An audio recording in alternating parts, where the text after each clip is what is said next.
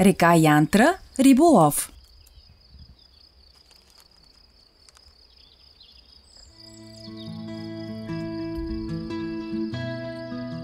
Ятрус, Етера, Янтра, реката с няколко имена, от хилядолетия носи красивите си води по тези места, устремена към Дунава, голямата европейска посестрима.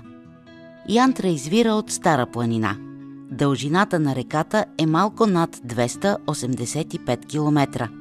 Седма по дължина в България и трети приток на Дунав след Искър и Осъм.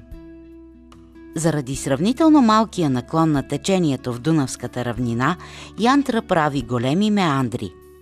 При Ценово над реката се издига железен мост, един от символите на селището, който присъства и в съвременния герб на общината.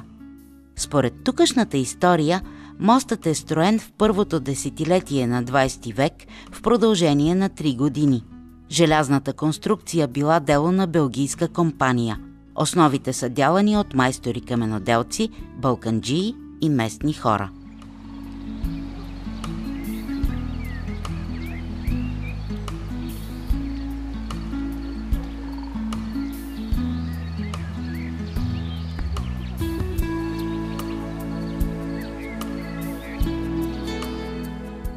Янтра предлага много възможности за риболов.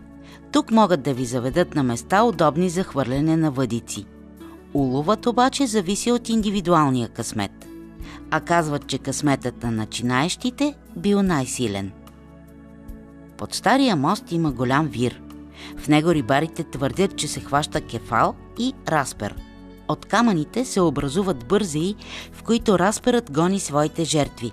Стада облез, наричан още уклей.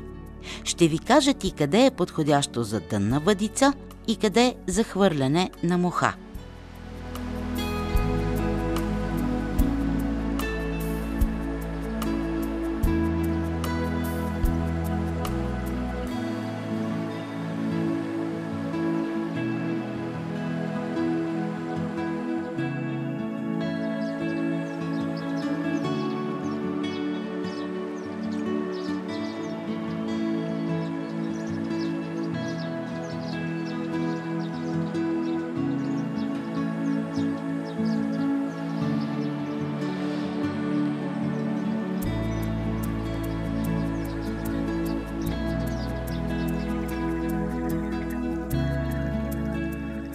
Рибарниците край реката са рай за птиците и водолюбивите обитатели. Любопитните и най-вече търпеливите ще бъдат възнаградени с незабравими срещи. Влажните зони в речните долини от край време допринасят за равновесието и устойчивото развитие.